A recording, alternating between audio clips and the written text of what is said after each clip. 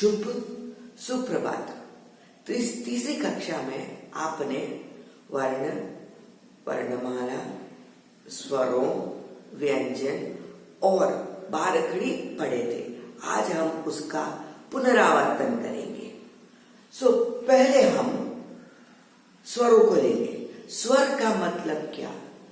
जो अक्षर बिना किसी की सहायता से, जो अक्षर बिना किसी की सहायता से उच्चारण करते हैं उसे हम स्वर कहते हैं। तो पहले हम स्वर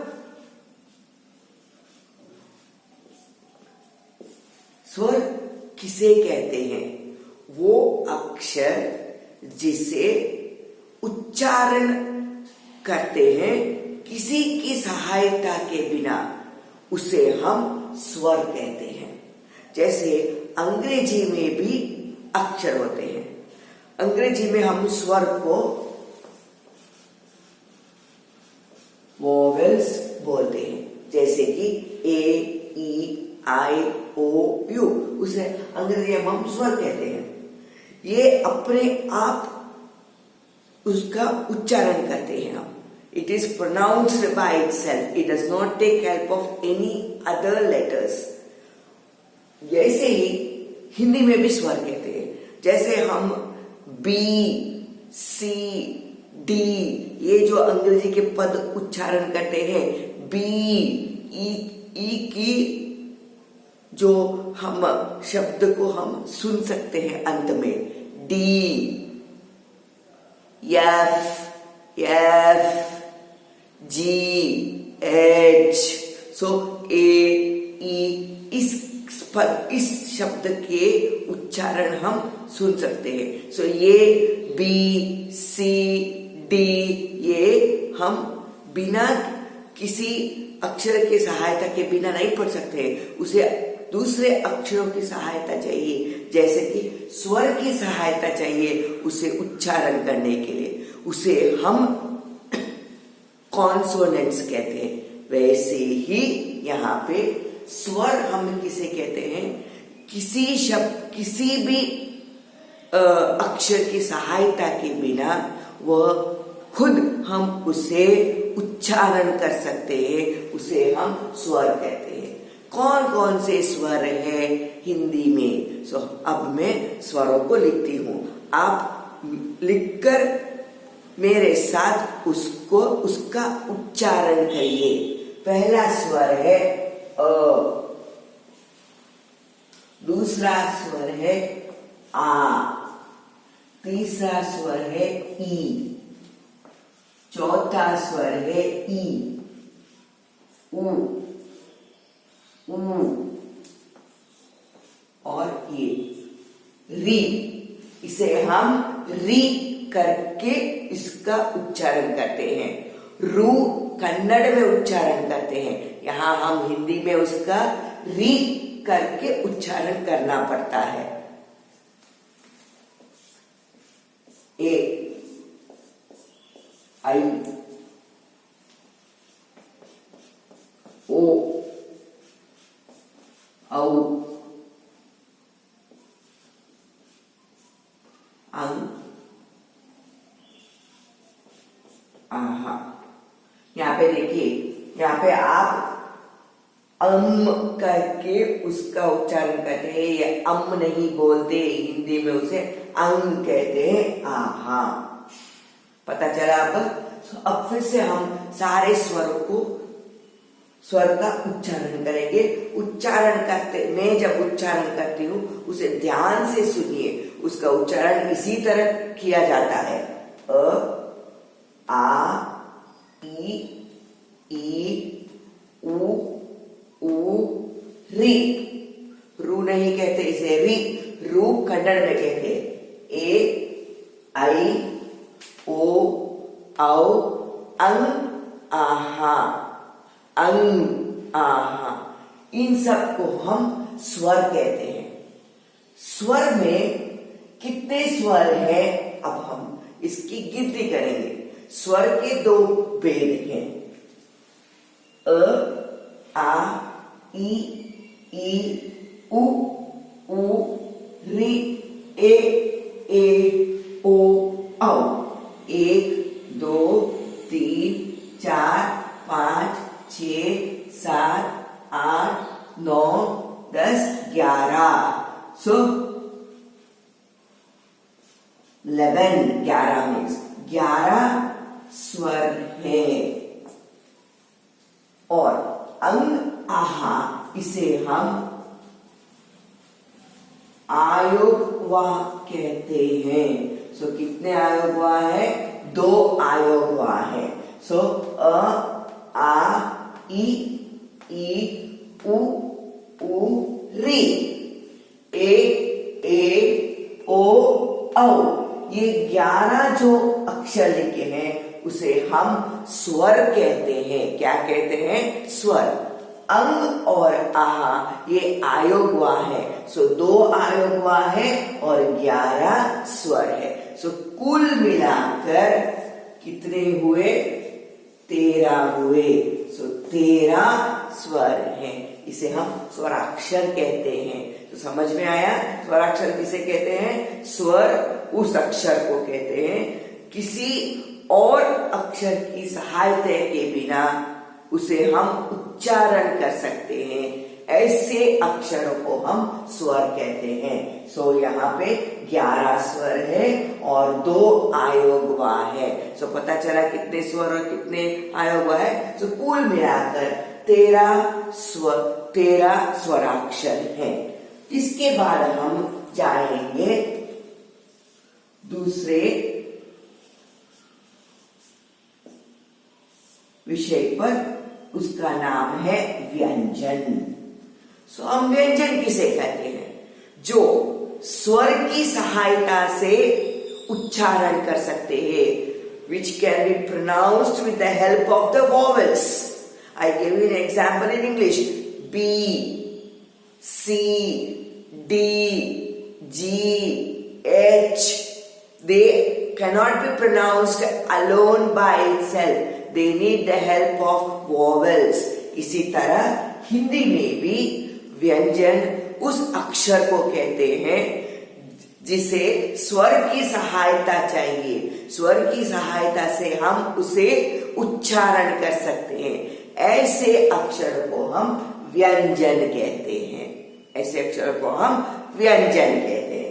सो अब हम देखेंगे व्यंजन कितने हैं।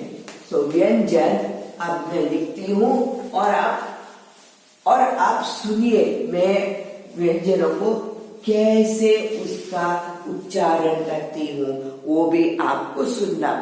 मेरे साथ उच्चारण करके आप लिख सकते हैं। सो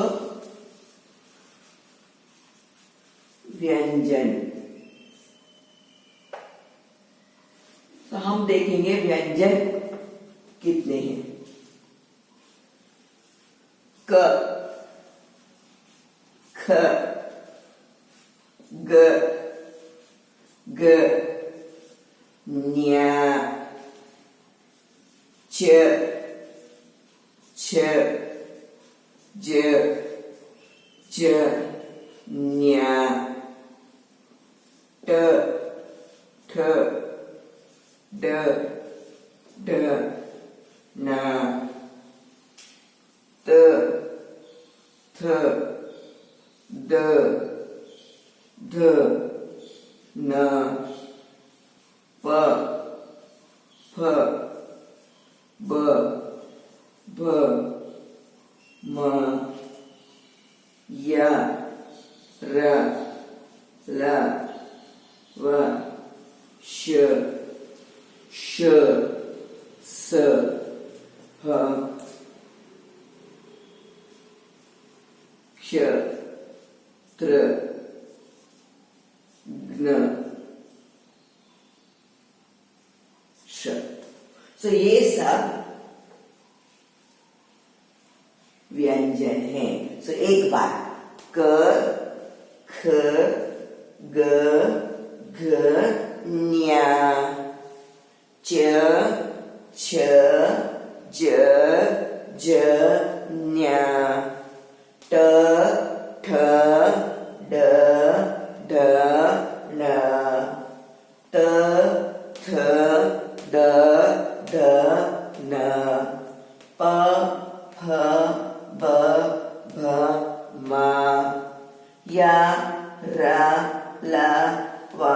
श श स ह क्ष त्र ज्ञ श। तो इस सबको हम व्यंजन कहते हैं। अब हम गिनती करेंगे कितने व्यंजन हैं। 1 2 3 4 5 6 7 8 9 10 11 12 13 14 15 16 17 18 19 20 21 22 23 24 25 26 27 28 29 30 31 32 33. So there are together 33. Let us count in English also. And Vyanjan in English is called as consonants. So let us count. 1, 2, 3, 4, 5, 6, 7, 8, 9, 10, 11, 12, 13, 14, 15, 16, 17, 18, 19, 20, 21, 22, 23, 24, 25, 26, 27, 28, 29, 30, 31, 32, 33. So 33 व्यंजनाक्षर हैं। So 33 व्यंजनाक्षर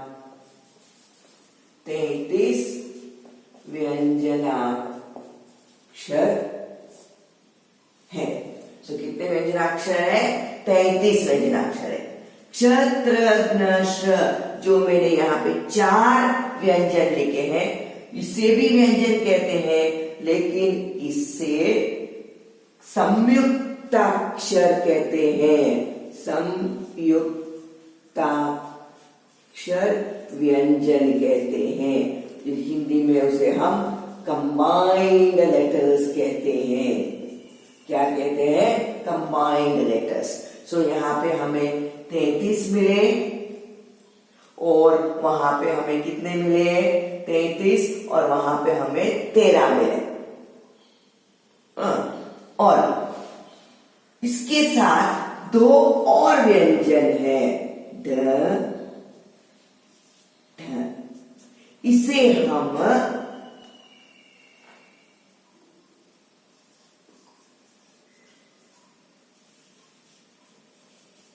इंग्लिश में उसे हम अदर कॉन्सोनेंट्स कहते हैं और हिंदी में उसे हम अन्य व्यंजन कहते हैं। ये कितने हैं? ये 4 है और ये 2 है। तो व्यंजन आपको समझ में आया? व्यंजन किसे कहते हैं? जो अक्षर स्वर की सहायता से उच्चारण करते हैं उसे हम व्यंजन कहते हैं। उसे स्वर की सहायता चाहिए। स्वर की सहायता के बिना उसे हम उच्चारण नहीं कर सकते।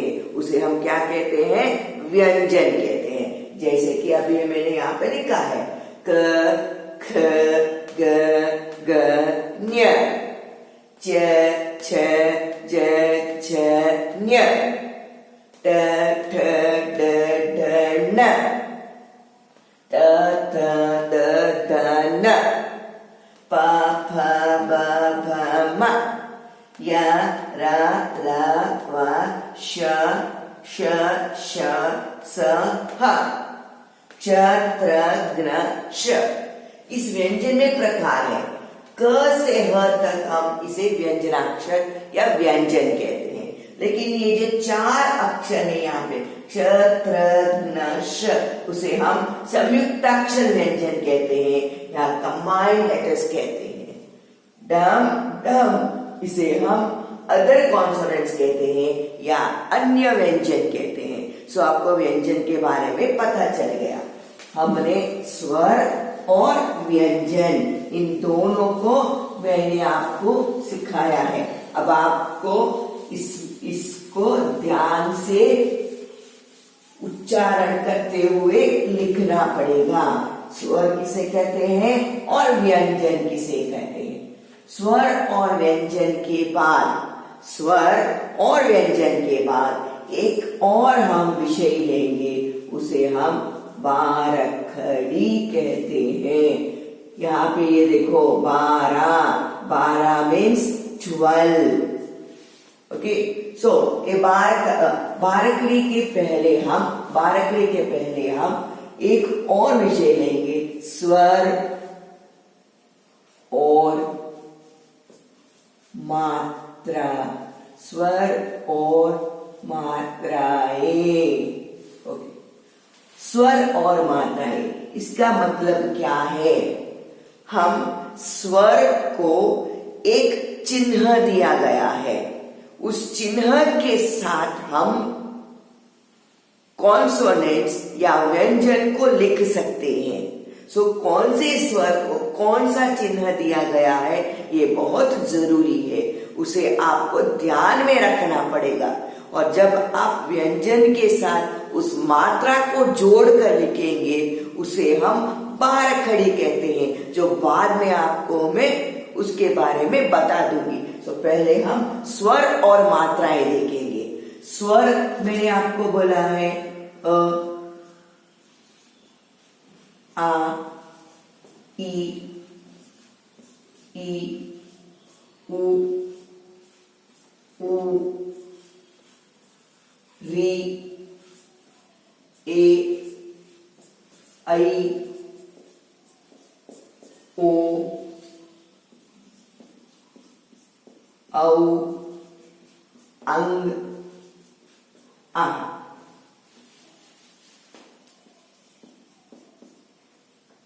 औ,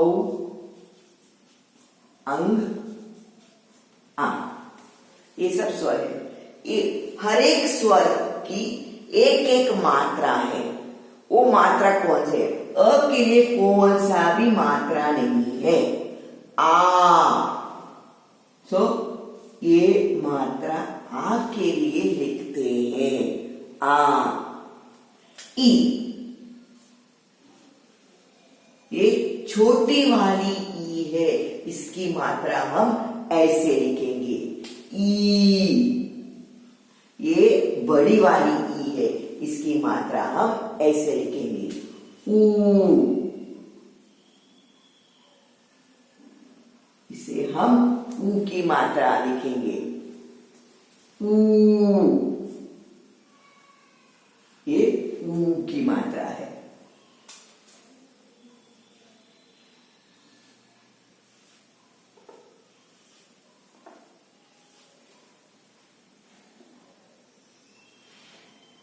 अ की मात्रा आ, ई, उ। और ये री की मात्रा है, री की मात्रा।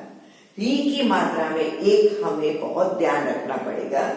री की मात्रा बारखड़ी में हम इसका इस्तेमाल नहीं करते हैं, क्योंकि सभी अक्षरों में री की मात्रा नहीं लिखी जा सकती। इसीलिए री की मात्रा को छोड़ के बाकी के जो स्वर है वो 12 होते हैं, इसीलिए हम उसे बारखड़ी कहते हैं। ए, आई, ओ, औ, अंग, आ। ये सब मात्राएं हैं, ये स्वर है और स्वर के साथ मात्राएं। बाकी आपको पढ़ाऊंगी अगली बार, थोड़े और सूचना के साथ मैं आपके सामने आऊंगी। धन्यवाद।